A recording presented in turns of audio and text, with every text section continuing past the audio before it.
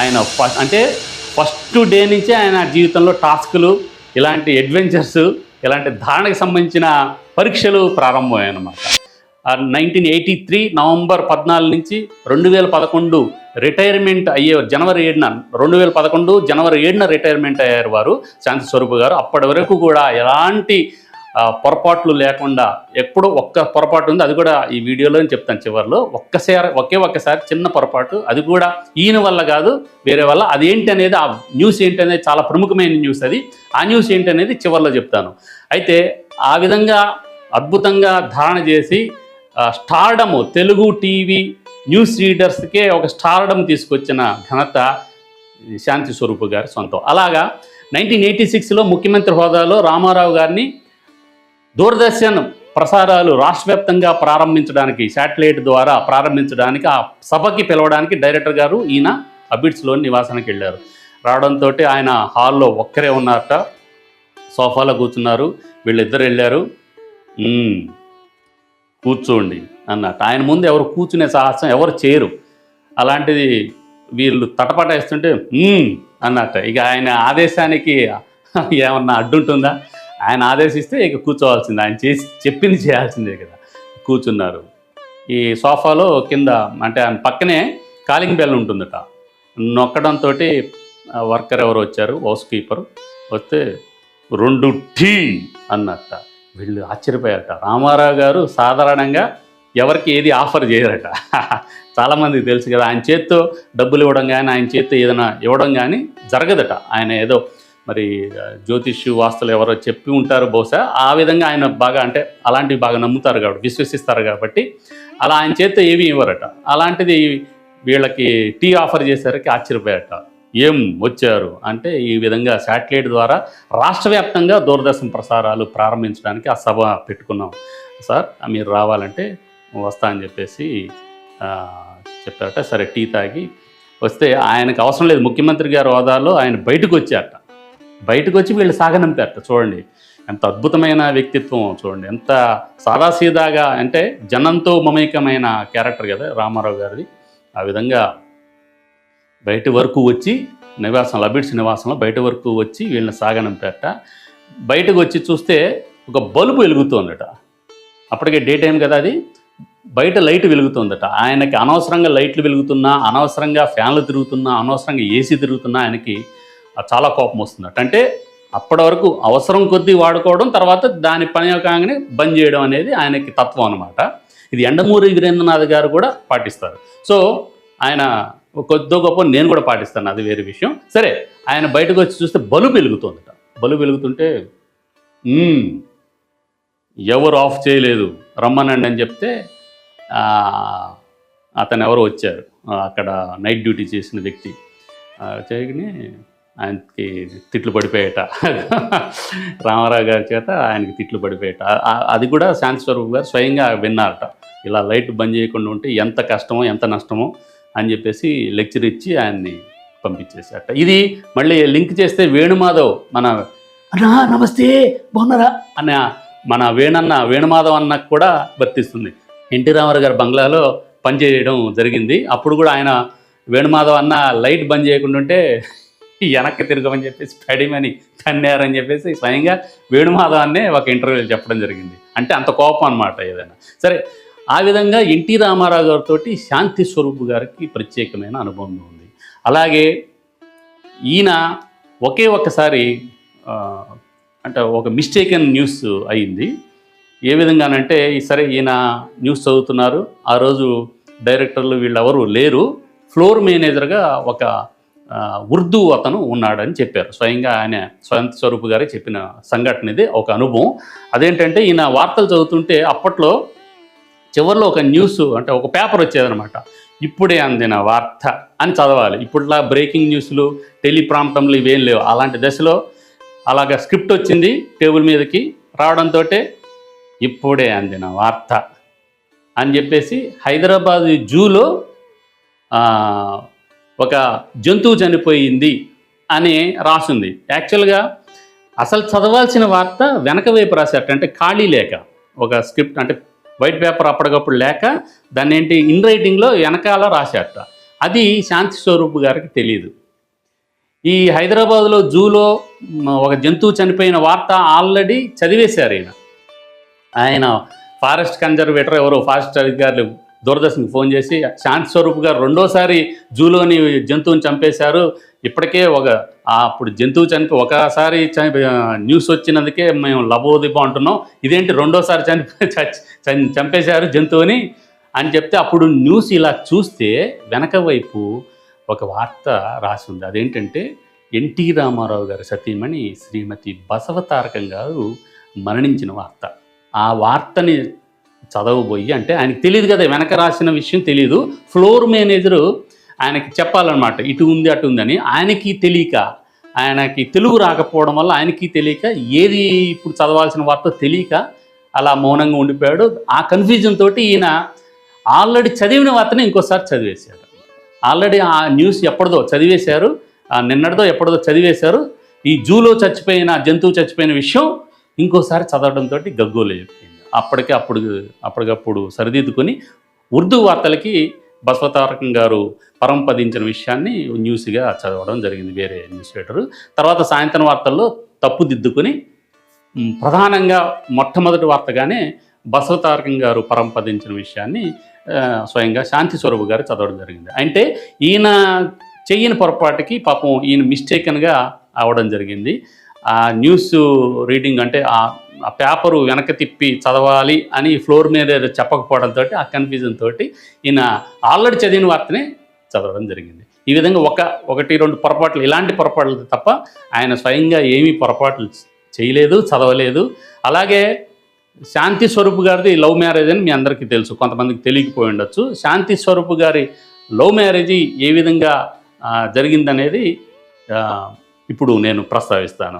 ఆయన స్వయంగా చెప్పిన లవ్ స్టోరీ అనేది, ఒకప్పుడు శాంతి స్వరూప్ గారు న్యూస్ రీడింగ్తో పాటు అడ్వర్టైజ్మెంట్లకి వాయిస్ ఇచ్చేవారు అన్నమాట, వాయిస్ ఓవరు.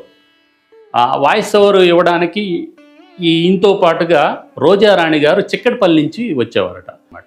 అప్పుడు నమస్తే అని పెట్టేదట రోజారాణి గారు, నమస్తే అని ఈయన కూడా పెట్టేవాట. అప్పటి వరకు ఏ సంభాషణ ఉండేది కాదట. సరే, ఈయన అడ్వర్టైజ్మెంట్కి వాయిస్ ఇవ్వడం, ఆవిడ కూడా వాయిస్ ఇవ్వడం, ఆవిడది కూడా మంచి వాయిస్ కదా రోజారాణి గారు. ఇలా ఉండగా సరే వీళ్ళిద్దరూ మాట్లాడుకుంటున్నారు, మామూలుగానే మాట్లాడుకుంటున్నారు, ముక్తసరిగా మాట్లాడుకుంటున్నారు. అదేవిధంగా ఒకరోజు తనకు కూడా న్యూస్ రీడర్ జాబ్ వచ్చింది. ఆ లెటర్ చూపించేటప్పటికి చాలా ఆనందపడ్డారు శాంతి స్వరూప్ గారు. సరే, వీరితో పాటు శశిధర్ గారని ఇదివరకు దూరదర్శన్లో పనిచేయడం జరిగింది, ఆయన కూడా అంతకుముందే చనిపోవడం జరిగింది. వీరు ముగ్గురు చికటపల్లి నుంచి వైఆర్ రామంతపూర్కి ఈయనతోటి, అంటే శాంతి స్వరూప్ గారు కూడా అదే ఆటో ఎక్కి స్టూడియోకి రావడం, తర్వాత ఏదైనా ప్రోగ్రామ్స్కి కలిసి వెళ్ళడంతో వీళ్ళిద్దరి మధ్య అనుబంధం పెరిగిందనమాట. అంటే ఆటోలో వీళ్ళిద్దరూ, అంటే రోజారాణి గారు శాంతి స్వరూప్ గారు పరిచయం పెరగడం, ఆటోలోనే వారి ప్రేమ పరిడి వెళ్ళడం, ఇందాక పరిడి వెళ్ళడం జరిగింది కదా తెలుగుదేశం, అలాగే వీరిద్దరు ప్రేమ కూడా పరిడి వెళ్ళిందనమాట ఆటోలోనే, కేవలం ఆటోలోనే. అప్పట్లో బండ్లు, ఇలాంటి కార్లు, ఇలా ట్యాక్సీలు ఏమి లేవు కదా, ఆటోనే అప్పుడే ఒక వాహనం అనమాట, దానికి ట్రాన్స్పోర్టు. సో ఆ ఆటోలోనే వీరి ప్రేమ చిగురించడం, వీరిద్దరు ప్రేమకి సాక్షిగా శశిధర్ గారు ఉండడం, ఈ విధంగా ఉండడంతో ఒక రోజున వీరిద్దరు చర్చించుకున్నారట, ఇంట్లో చెప్పేద్దామా, ఇద్దరికి ఇష్టాలు కదా, ఇద్దరం పరస్పరం ఇష్టపడుతున్నాం కదా. ఎక్కువ కాలం వీరి మధ్య ప్రామాణ్యం సాగలేదు. అంటే బిఫోర్ మ్యారేజ్ ఎక్కువ కాలం కలిసి తిరగడాలు ఇవన్నీ లేవట. ఇద్దరం పెళ్లి చేసుకుందామా అనే ఇదిలోనే ఉండి, ముందుగా ఎవరింట్లో చెప్దామంటే మీ ఇంట్లో చెప్దాం పదా, నేను వస్తానని చెప్పేసి శాంతి స్వరూప్ గారు రోజారాణి గారింటికి, చిక్కటపల్లిలో ఉన్న రోజారాణి గారింటికి వచ్చి వాళ్ళ నాన్నగారితోటే మాట్లాడడం జరిగింది. మీ ఇద్దరం ఇలాగా ప్రేమించుకుందాము, పెళ్లి చేసుకుందాం అనుకుంటున్నాము అంటే వాళ్ళు ఒకటే మాట అడిగారట, మా అమ్మాయి మీ ఇంట్లో ఇమడగలదా అని. పర్లేదండి, నేను చెప్తాను, మా ఇంట్లో కూడా సర్ది చెప్తాను, ముందు మీ పర్మిషన్ తీసుకున్నాక, మీ అనుమతి తీసుకున్న తర్వాతే నేను మా ఇంట్లో చెప్దామని ఫిక్స్ అయ్యాని చెప్పేసి, అప్పుడు తర్వాత వీళ్ళింట్లో శాంతి స్వరూప్ గారి ఇంట్లో చెప్తే పర్లేదు చేసుకోండి అని 2 రోజుల తర్వాత షాక్ ఇచ్చారట, ఆ అమ్మాయిని చేసుకోవడానికి నువ్వు వీలు లేదని. అదేంటి అని చెప్పేసి ఈయన షాక్ అయ్యారట. యాక్చువల్గా అమ్మాయి వాళ్ళ ఇంట్లో ప్రాబ్లం వస్తుంది అనుకుంటే తన ఇంట్లోనే ప్రాబ్లం వచ్చిందని శాంతి స్వరూప్ గారు షాక్ అయ్యారట. దాంతో కొద్దో గొప్ప అంటే కొంచెం సాహసం చేసే ఫ్రెండ్స్, స్టాఫ్, కొంతమంది ఆత్మీయుల సమక్షంలో ఈయన పెళ్లి జరిగింది ఎక్కడంటే యాదగిరిగుట్టలో. యాదగిరి శ్రీ లక్ష్మీనరసింహస్వామి సాక్షిగా, యాదాద్రి సాక్షిగా వీరి వివాహం జరిగింది.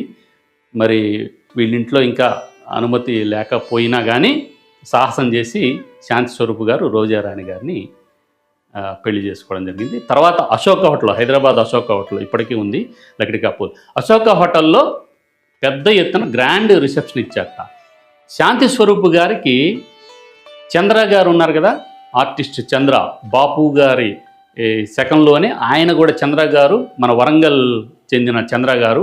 ఆయన్ని నేను ఈనాడులో ఉన్నప్పుడు ఒక అద్భుతంగా ఇంటర్వ్యూ చేయడం, ఆయన లైఫ్ లాంగ్ దాచుకునేలాగా ఒక ఫ్రేమ్ కట్టించుకున్నానని అయ్యా అని చెప్పి నాకు లెటర్ రాయడం జరిగింది.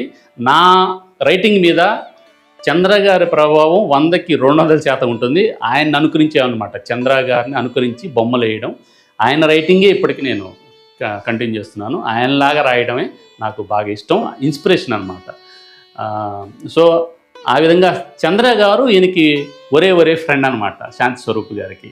అశోక్ హోటల్కి మిగిలిన స్టాఫు, దూరదర్శన్ స్టాఫు, ఫ్రెండ్స్ అందరూ వచ్చారు. వారితో పాటుగా చంద్ర గారు కూడా వచ్చి ఒక కానుక ఇచ్చారు. అదేంటంటే ఆల్రెడీ చంద్ర గారు వేసిన ఆ బొమ్మ ఏంటంటే శాంతి స్వరూప్ గారు, రోజారాణి గారు కలిసి ఉన్నట్టుగా బొమ్మ అనమాట. దొంగ ఇప్పటికి దొరికేవో నాకు తెలుసు, మీ ఇద్దరు ప్రేమాయణం అని చెప్పి చంద్ర గారు ఆ బొమ్మని కానుకగా ఇచ్చారట శాంతి స్వరూప్ గారికి. అంటే శాంతి స్వరూప్ గారు, రోజారాణి గారు కలిసి ఉన్నట్టుగా బొమ్మ అనమాట. ఆయన పెయింటింగ్ అద్భుతంగా ఉంటాయి కదా చంద్ర గారి పెయింటింగ్స్. పాపం ఆయన కూడా చనిపోయారు. సో ఆయన వేసిన పెయింటింగ్ అలాగా మ్యారేజ్లో ఇవ్వడం జరిగింది. సో ఇది ఆటోలో చిగురించిన శాంతి స్వరూప్ గారు, రోజారాణి గారుల ప్రేమ. పాపం రోజారాణి గారు తీవ్రమైన జబ్బుతోటి, బహుశా క్యాన్సర్ అలాంటి జబ్బుతోటి, లుకేమియా అనుకుంటా, ఆ జబ్బుతోటి ముందుగానే జరిగిపోవడం జరిగింది. ఆ తర్వాత ఒంటరి జీవితాన్ని అనుభవించారు శాంతి స్వరూప్ గారు. ఏంటంటే ప్రేమ పక్షుల్లో ఒక ప్రేమ పక్షి ఎగిరిపోతే ఏ విధంగా ఎంత బాధ ఉంటుందని చెప్పండి. అందులోనూ లవ్ మ్యారేజ్ వాళ్ళది, ఎంతో ఇష్టపడి చేసుకున్న మ్యారేజీ. ఒక విధంగా చెప్పాలంటే కష్టపడి కూడా, ఎందుకంటే ఒకరు శాంతి స్వరూప్ గారి ఇంట్లో ఒప్పుకోలేదు కదా, ఆ విధంగా కష్టపడి ఇష్టపడి చేసుకున్న మ్యారేజ్లో ఒక పక్షి ఎగిరిపోయింది.